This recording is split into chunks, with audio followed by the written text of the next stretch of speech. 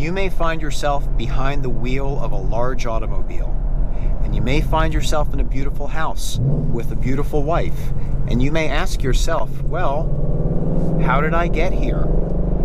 The year those lyrics came out was 1980. 1980 was the year I purchased my first car, a 1976 Mustang Mach 1 V8 4-speed manual transmission car. I really enjoyed having that Mustang, and after it and I parted ways, I always had in my heart the idea that I wanted to have another Mustang someday.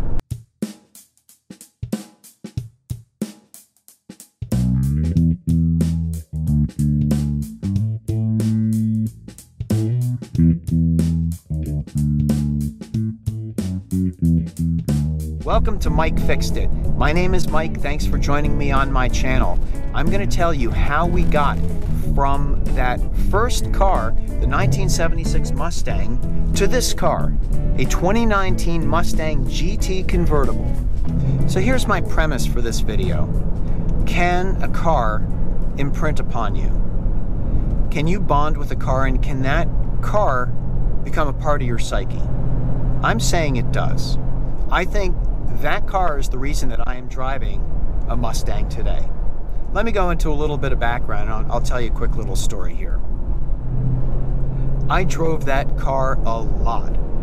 I drove that car hard. I drove that car fast. That car got me into trouble. That car got me out of trouble. Well, after owning that car for a year or two, we parted ways basically because I broke it, and the car just needed to go to a scrapyard where someone else could appreciate the parts.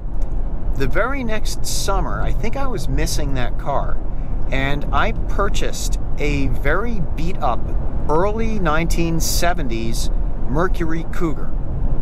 And this Cougar had an automatic transmission. It had either the 302 or the 351 V8 engine. And I bought it for a song. I paid maybe $100 or $200 for it. When I got that car, it was in serious need of body work. Someone had bondoed an entire side of it, but I think they ran out of energy and they never sanded it, so it just looked like the surface of the moon. So I got the car and I sanded it all down, and I rattle can painted it, and I drove it for a while. I drove it until the transmission in that car basically blew up. Now, by blew up, what I mean is the transmission worked. It had a 3-speed automatic transmission, but it had this funny quality about it. It would only shift into third if you redlined second. Now, that made for some very exciting driving, but you know, just around neighborhoods and residential areas, that really made for a bit of a challenge. Not that the car couldn't do it, it's just that, you know, legally I preferred not to. Skip ahead probably to the next summer, and I ended up buying a late 70s or early 80s Honda Accord. Now, this isn't the Honda Accord of today.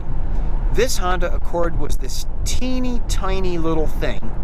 That little Honda Accord was a fun car to drive. It was a fun car to toss around. I got out of college, I got my first job, and with my first steady paycheck, I decided I was going to buy a new car.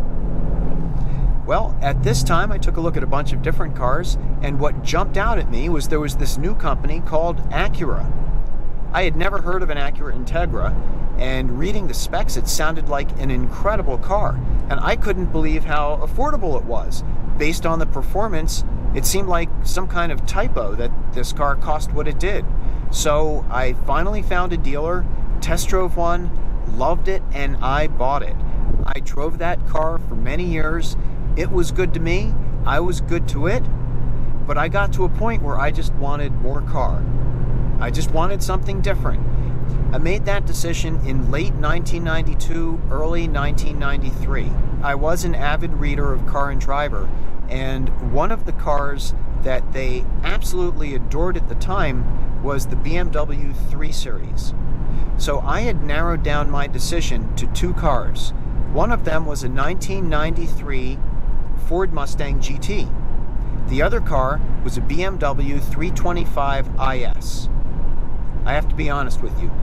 I test drove the 325 IS, and without ever even doing a test drive on the 93 Mustang GT, I put money down on that 325 IS.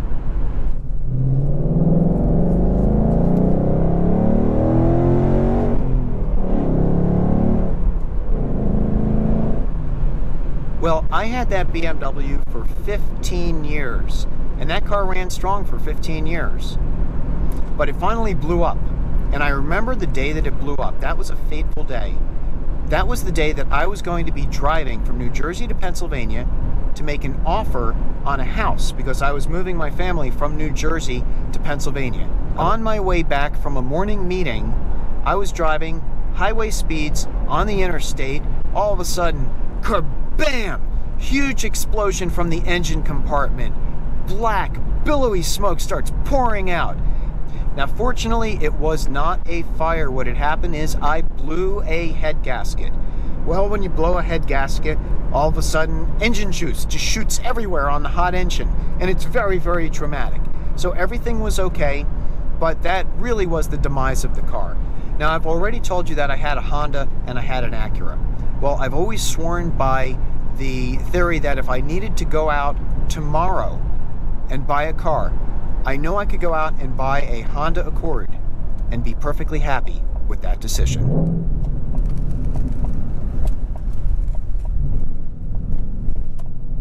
And that's what I did.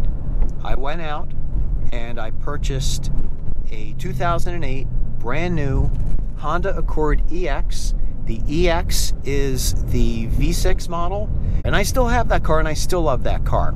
So at the time that I got the Honda Accord, I made a vow to myself that when things settle down, I would have a sports car again.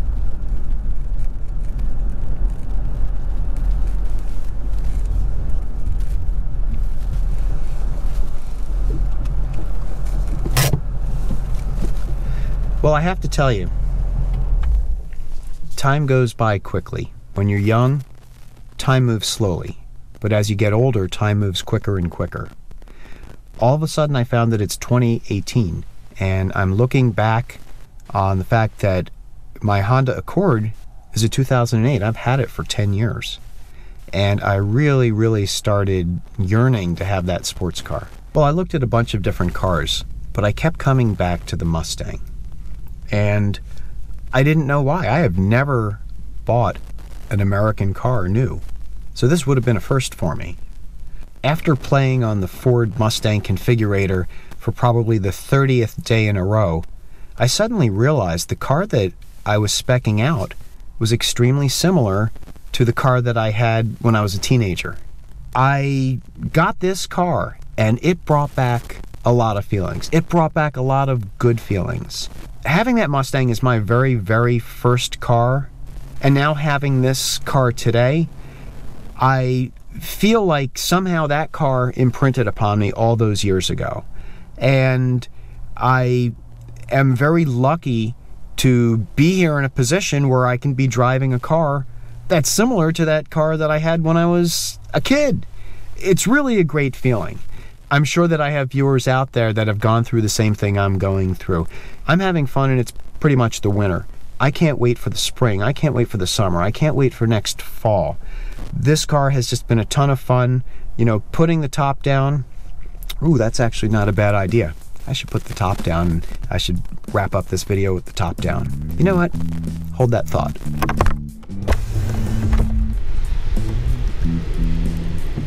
Ah. That's better. Oh, it's nice here. You know what? You've got to get a Mustang convertible. Did I mention in one of my previous videos? I think I did. You have to get a Mustang convertible. This just feels so good. So let me wrap things up. From 1980 to 2018, that's a lot of years. And, you know, I guess looking back upon it, it started with a Mustang, and here I am in 2018 with a Mustang. You know, to coin the phrase of a very wise man, same as it ever was. Well, I hope that 2018 was great for you, and I hope 2019 is even better. So let me sign out with this. Thank you all so much for watching my videos, for joining me on my personal adventure. I hope to carry you well into 2019. I wish you all a great year.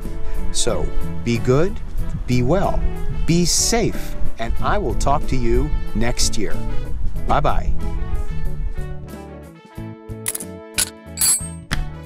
I fixed it.